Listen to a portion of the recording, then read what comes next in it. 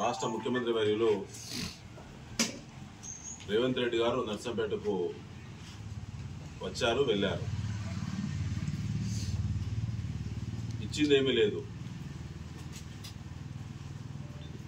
స్థానిక శాసనసభ్యులు మాధురెడ్డి గారు ఏమి అడిగిండో, ఈ నియోజకవర్గ ప్రజల సమస్యలు ఏమేమి అవసరం ఉన్నదో, వచ్చిన ముఖ్యమంత్రి గారు ఏమి హామీ ఇచ్చిండో వేదిక పైన స్పష్టమైంది.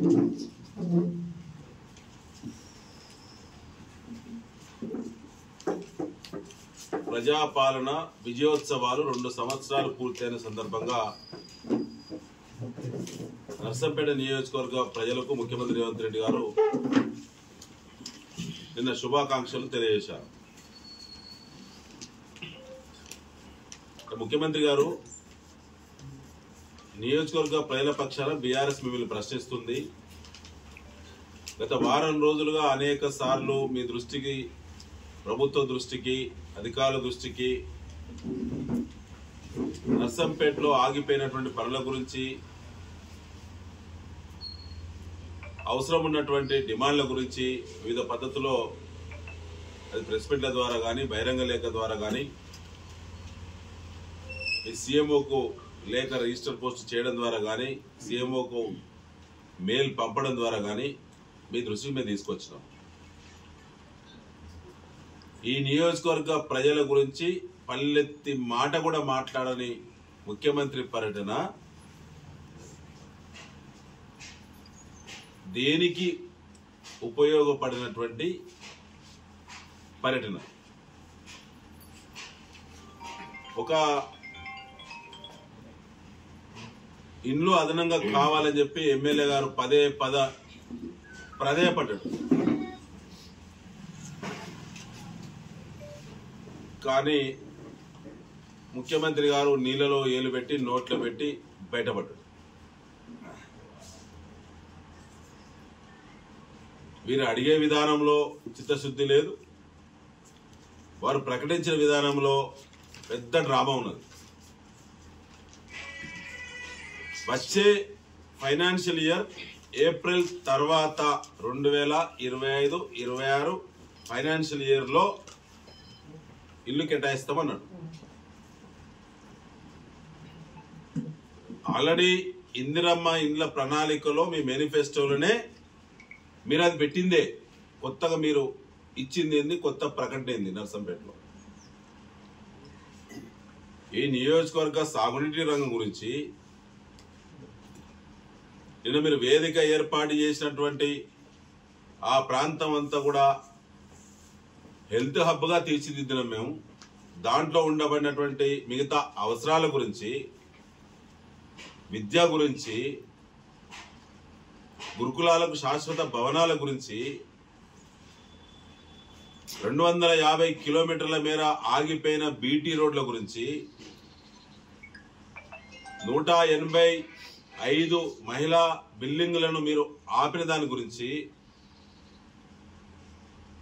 ఎక్కడ కూడా మసీదులకు, చర్చిలకు మౌలిక వసతుల కోసం మీ పార్టీ, మీ ఎమ్మెల్యే గారు వ్రాతపూర్వకంగా కంప్లైంట్ చేసి మీ ప్రభుత్వం వచ్చిన తర్వాత మీరు ఆపినటువంటి నిధుల గురించి, ఈ నియోజకవర్గంలో మనం 36 కులాల కారణమే ప్రభుత్వం ఆత్మగౌరవ భవనాలు ఇస్తే 14 వివిధ దశల్లో ఉన్నాయి.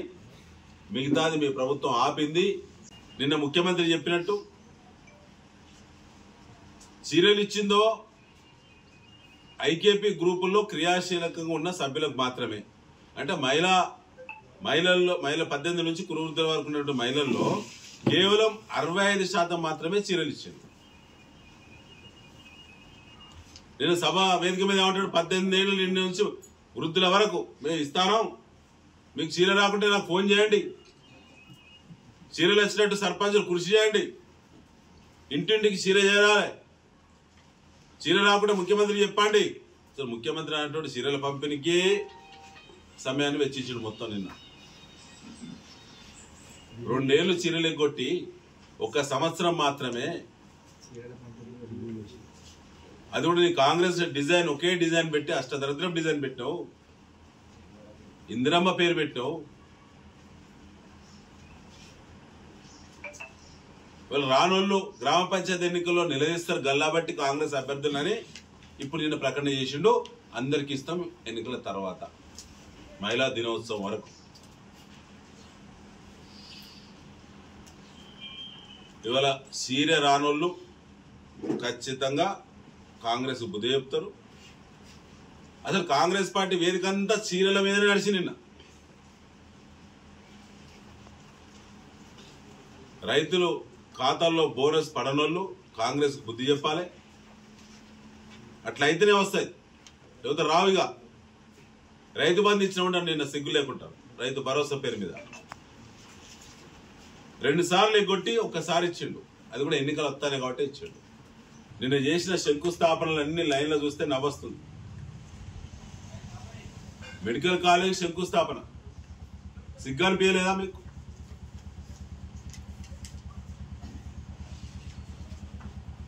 డెబ్బై శాతం పనులను మేమే మెడికల్ కాలేజ్ హాస్పిటల్ పూర్తి చేసినాం అని మాట్లాడుతున్నారు ఎమ్మెల్యే గారు.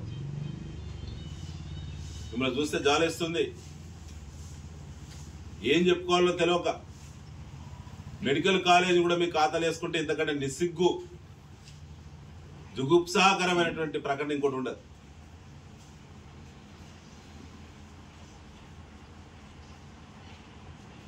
ఇవాళ మీరందరూ చూస్తా ఉన్నారు, నర్సంపేటకు రింగ్ రోడ్ ప్లాన్ చేసినాం మేము అప్పుడే. ఇలా ముఖ్యమంత్రితో పాటు మున్సిపల్ మంత్రి కూడా రేవంత్ రెడ్డి గారు ఈ రాష్ట్రానికి ఒక్క మాటన మున్సిపాలిటీ గురించి మాట్లాడినా. ఆనాడే డ్రైనేజ్ గురించి ప్లాన్ చేసినాం. రింగ్ రోడ్డుకు మొదటి దశగా 5 కోట్ల రూపాయలు ఆనాడే మంజూరు ఇచ్చినాం. టెండర్లో పోయింది, మీరే ఆపిల్లు.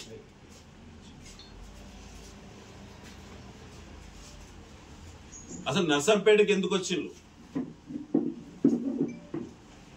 వచ్చి మీరు ఇచ్చిందేంటి?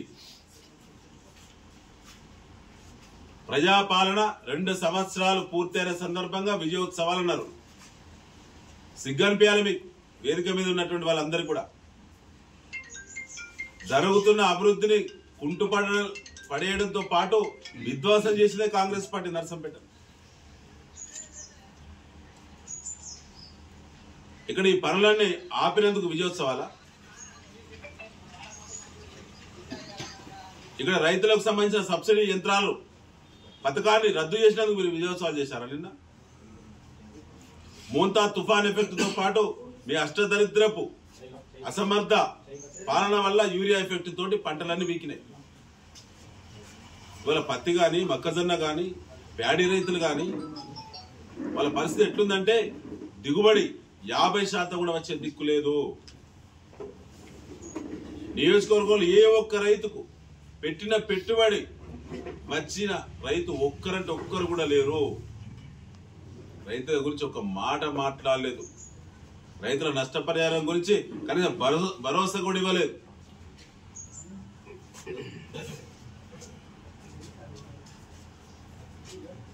నిన్న ఇవాళ కూడా యూరియా కష్టాలు లేదు నర్సంపేటలో, వరంగల్ జిల్లాలో. ఇవాళ కూడా కానాపురం మండలంలో ఏజెన్సీ ప్రాంతంలో ముఖ్యంగా మొక్కజొన్న షోయింగ్ ఏరియాలో ఇవాళ దాదాపు 10 చోట్ల మళ్ళీ 400-500 మంది రైతులు కొట్టుకుంటున్నారు ఇవాళ నర్సంపేటలో.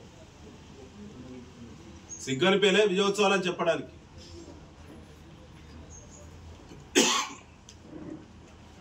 అందుకే బీఆర్ఎస్ పార్టీ అభ్యర్థులు గ్రామ పంచాయతీ ఎన్నికల్లో గెలిస్తేనే ఇలా బోనస్ రైతుల ఖాతాలో పడుతుంది.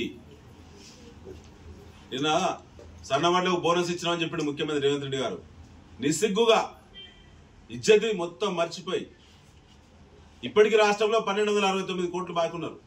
గత సంవత్సరం కొన్నాయి, గత సీజన్లో కొన్నాయి. ఈ సీజన్ కాదు, గత సీజన్. మేము కొనుగోలు బ్రహ్మాండంగా చేస్తున్నాం అంటున్నారు. ఈ రాష్ట్రంలో రికార్డు స్థాయి కొనుగోలు చేసేటువంటి విధంగా నీళ్ళిచ్చి కరెంట్ ఇచ్చి పంటలకు ఉచిత పెట్టుబడి రైతు బంధు రూపంలో ఇచ్చి మద్దతు ధర కొనుగోలు చేసి అద్భుతంగా రైతులకు ఎలాంటి ఇబ్బందులు లేకుండా చేసిందే కేసీఆర్ ప్రభుత్వం. ఇవాళ మా కేటీఆర్ వర్కింగ్ ప్రెసిడెంట్ గురించి మాట్లాడుతూ ఉన్నాం. జూబ్లీహిల్స్ ఎన్నికల్లో ఓడిపోయినా మళ్ళా తిరుగుతున్నాడు అంటున్నారు. నీకు సిగ్గనిపించలే రేవంత్ రెడ్డి గారు? మునుగోడులో నీ పార్టీకి డిపాజిట్ రాలే, సిగ్గు లేకుండా నువ్వు ఎట్లా తిరిగినావు? ఇలా మాకు అద్భుతమైన 75,000 మీ కుట్రలు కుతంత్రాలు 11 కిలోమీటర్ల ముఖాల మీద నడిచినావు కదా పాదయాత్ర రూపంలో జూబ్లీహిల్స్ లో. మేము చూస్తుంటే ఒక ముఖ్యమంత్రి 11 సార్లు ప్రచారానికి వస్తారు ఉప ఎన్నికల్లో. 100 కోట్లు పంచినావు కదా, అరాచకం చేసినావు కదా, మాలాంటి మీద అమాయకుల మీద తప్పుడు కేసులు పెట్టించి ఇలా గూండాలను గెలిపించినావు. ఒక్క సీటుకే ఎగిసి పడుతున్నావు. మరి మునుగోడులో డిపాజిట్ పోయింది, నీకు ఎట్లా సిగ్గు లేదు? మళ్ళీ తిరిగినావు. దుబ్బాకులో డిపాజిట్ పోయింది, నీకు ఎట్లా ఇజ్జత్ అనిపించలే మళ్ళీ ఈ మాట మాట్లాడడానికి? హుజురాబాద్ లో డిపాజిట్ పోయింది, 3,000 వచ్చిన హుజురాబాద్ లో ముఖం ఎక్కడ పెట్టుకున్నావు? అన్ని బ్రోకర్ మాటలే. అసలు నిన్న ఆ 40 నిమిషాల స్పీచ్ చూసిన అయితే జాలిపడ్డారు. అరే అయిపోయింది ఏంది? నిన్న పొంగులేటి శ్రీనివాసరెడ్డి గారు అంటారు 25,000తో సభ జరుగుతుంది అనుకున్నాం, లక్షలాదిగా కదిలించినట్టే మాకు నవ్వొచ్చింది. నర్సంపేటలో ఎక్కడనో నాకేమో అర్థం కాలేదు. కాకాలపై రోడ్ అయితే రోడ్ బ్లాక్ కాలే, ఎక్కడ మరి ఎక్కడి నుంచి వచ్చిన జనాలు అర్థం కాలే. పట్టుమని 10,000 రాలేదు, సిగ్గనిపించలేదా?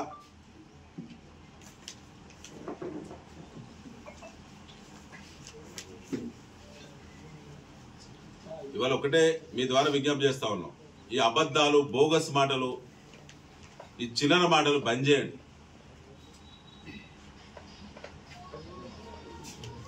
ఇవాళ ముఖ్యమంత్రి వస్తే ఎట్లా అనిపించింది అంటే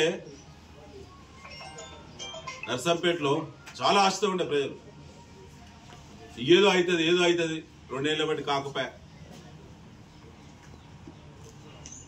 1,000 కోట్లు అంటే నిజంగానే అందరు రెడీ ఉన్నారు సంచులు పట్టుకొని. హెలికాప్టర్లో దిగుతాయని చూసిళ్ళు.